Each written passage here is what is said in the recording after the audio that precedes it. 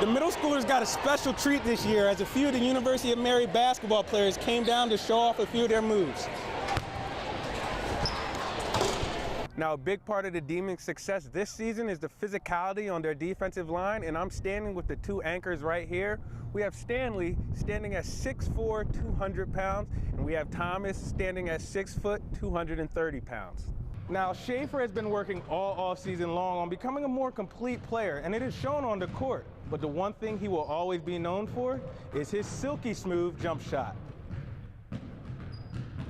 It's one thing to get used to the culture and lifestyle here in Bismarck, but the weather, that's a whole different story. Fast forward just 4 years later. This brand new state-of-the-art facility is the new home to the Shiloh Christian Skyhawks. The golf pro here suggests that you take a few lessons before coming out. As you can see, I need a few more lessons myself. Now, Fridays are game day for the Century football team, so typically Dominic will miss soccer practice, but his friends on the soccer field don't mind.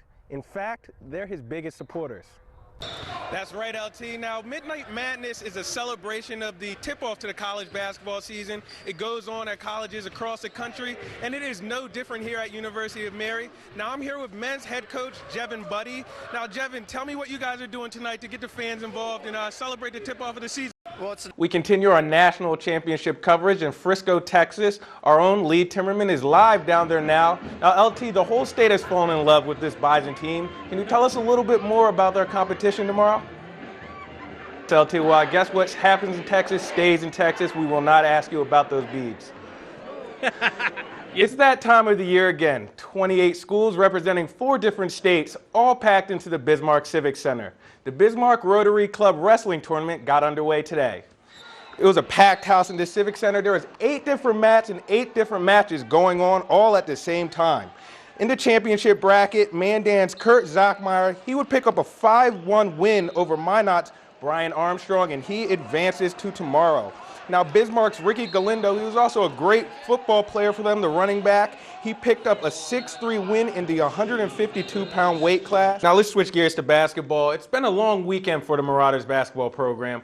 After some recent success, both the men's and women's teams were swept on this weekend's road trip. Let's take a look back at last night's matchup against Concordia St. Paul. Now, this was a close game throughout. Mark Musangaye would find a cutting Jermaine DeCoste. He finished with 9 points and 7 rebounds on the night. Later in the half, senior captain Mike Johnson drains one of his 3 trays on the night. He finished with 11 points. Second half, Concordia's Keonda Nix uses a nice move to get into the lane and finish.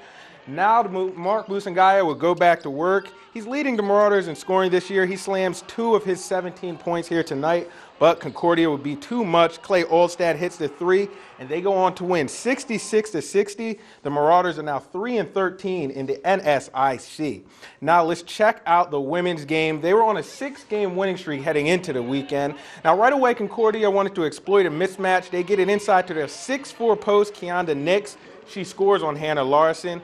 Now Brittany Dietz will go to work. The sophomore had 12 points in a losing effort. She is having a great season. But in the second half, the Golden Bears start to pour it on. Carissa Wolanese drains her second 3 at the half, and Concordia takes it 74-55. Marcus Williams is one of those seniors. The Minneapolis native is the Bison all-time leader in interceptions. Early on, no score after a Zach Broad touchdown was called back. John Crockett makes his count, and he gets in from 28 yards out to put the Bison on the board.